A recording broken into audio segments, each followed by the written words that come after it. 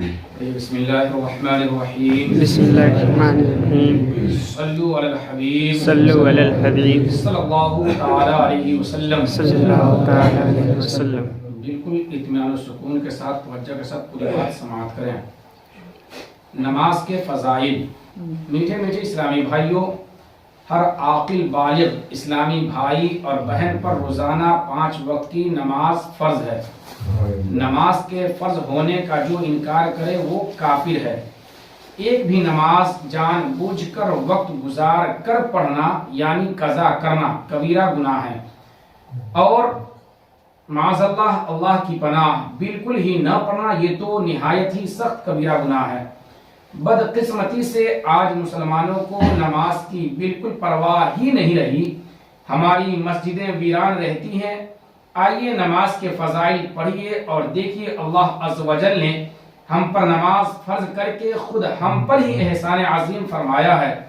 ہم تھوڑی سی محنت کریں، نماز پڑھیں تو اللہ عز و جل ہمیں کتنا زبردست اجر و ثواب مرحمت فرماتا ہے۔ اللہ عز و جل نے قرآن مجید میں جا بجا نماز کی تاکید فرمائی ہے۔ ارشاد ہوتا ہے وَأَقِمِ الصَّلَاةَ لِذِكْرِي، اور میری یاد کے لیے نماز قائم رکھ۔ اللہ عز و جل ایک دوسرے مقام پر ارشاد فرماتا ہے ان الصلاۃ کانت علی المؤمنین کتابا موقوتا، بے شک نماز مسلمانوں پر وقت باندھا ہوا فرض ہے۔ آج کل ہم نے بڑی ترقی کر لی ہے اور اوقات معلوم کرنا اب کوئی مشکل بات ہی نہیں۔ وقت معلوم کرنے کے لیے گھڑیاں موجود ہیں۔ پہلے لوگ سورج، چاند اور ستاروں کو دیکھ کر وقت معلوم کرتے تھے۔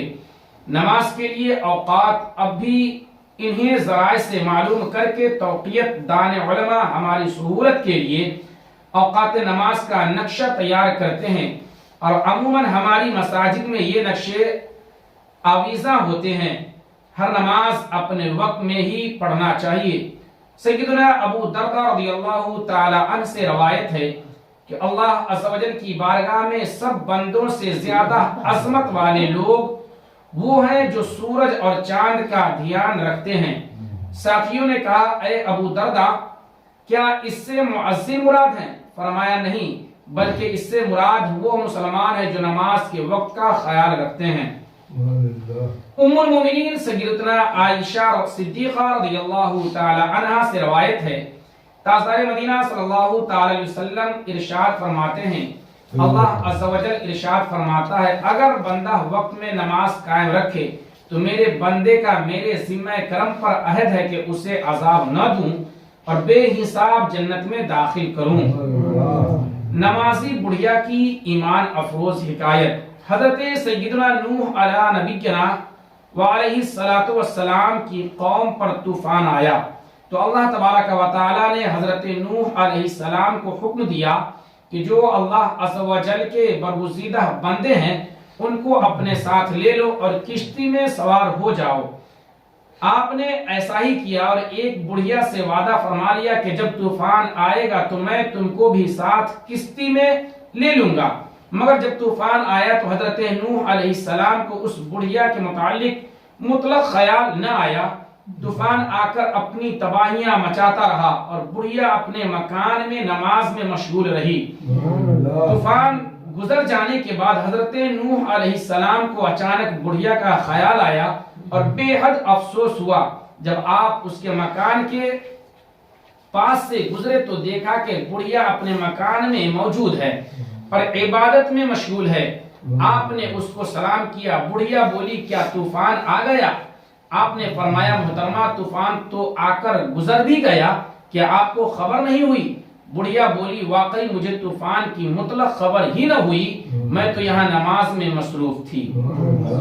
نماز یہ ہوتی ہے کہ دنیا سے بے خبر، ایک ہماری نماز ہے، ہم نماز پڑھتے ہیں دنیا کے خیال میں کھوئے ہوئے رہتے ہیں۔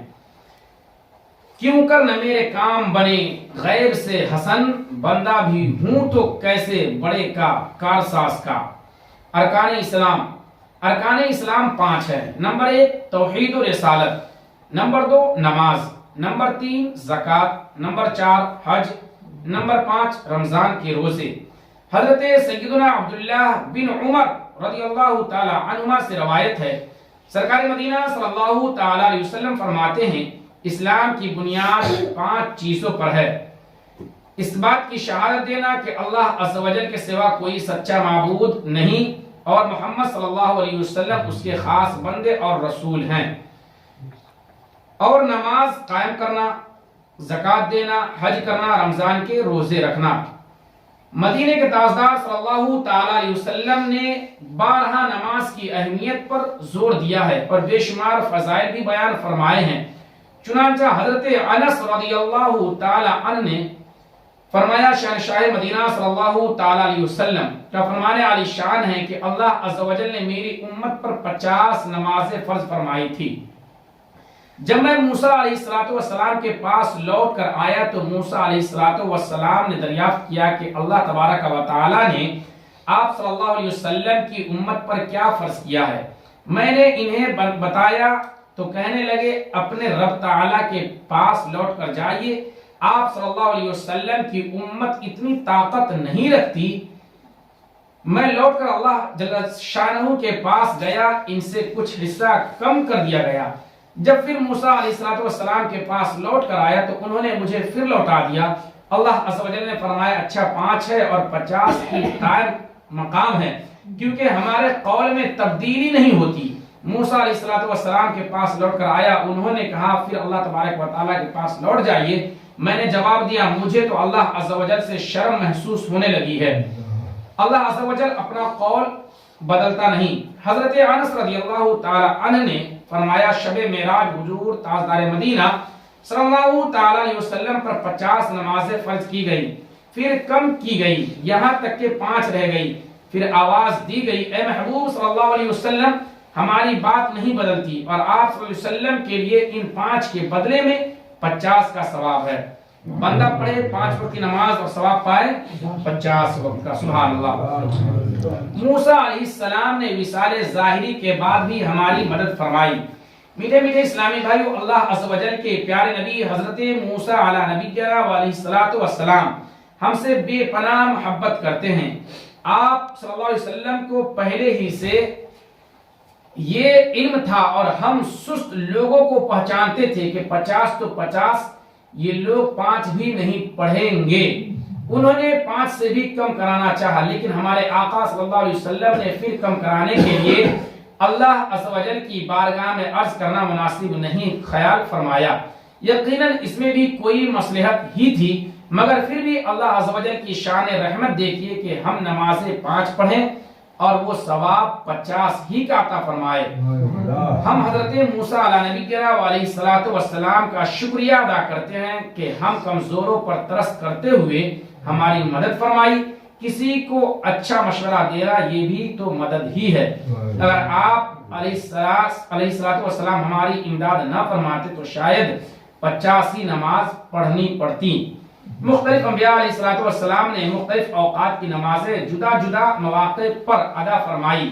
اللہ عز و جل نے اپنے ان محبوبان بارگاہ کی ان حسین اداؤں کو ہم غلامان مصطفیٰ صلی اللہ علیہ وسلم پر فرض کر دیا. چنانچہ نماز فجر حضرت سیدنا آدم صفی اللہ علیہ نبینا علیہ السلام نے صبح ہونے کے شکریہ میں ادا کی، کیونکہ انہوں نے جنت میں رات نہ دیکھی تھی. صلو علی الحبیب صلو علی الحبیب صلی اللہ تعالی علیہ وسلم. اللہم آمین. بسم اللہ الرحمن الرحیم. اللہم تقبل منا انک انت السمیع العلیم وتب علینا انک انت التواب الرحیم. اللہم انت السلام ومنک السلام وإلیک یرجع السلام. حیینا ربنا بالسلام ودخلنا الجنة دار السلام. ربنا وتعالی الکرام. بار الہ کریم آقا سازا بندہ نوازا بار الہ تبارک و تعالی ہم گنہگار ہیں، سیاہکار ہیں، بدکار ہیں، خطاکار ہیں. بار الہ تبارک و تعالی ہم تمام لوگوں کے گناہ صغائر گناہ کبائر کو معاف فرما. بار الہ تبارک و تعالی ہم تمام لوگوں کی نمازوں کو ذکر و اذکار اپنی بارگاہ میں قبول فرما. بار الہ تبارک و تعالی اپنا فضل فرما، اپنے حبیب کا صدقہ عنایت فرما. ہم تمام لوگوں کو نماز پنجگانہ پڑھنے کی توفیق و رفیق عطا فرما. اہدنا الصراط المستقیم پر چلنے والا بنا. بار الہ تبارک و تعالی سچ بولنے کی توفیق و رفیق عطا فرما. بار الہ تبارک و تعالی جھوٹ سے بچنے کی توفیق و رفیق عطا فرما. سبحان ربک رب العزة عما یصفون وسلام علی المرسلین والحمد للہ رب العالمین. آمین. لا الہ الا اللہ محمد رسول اللہ.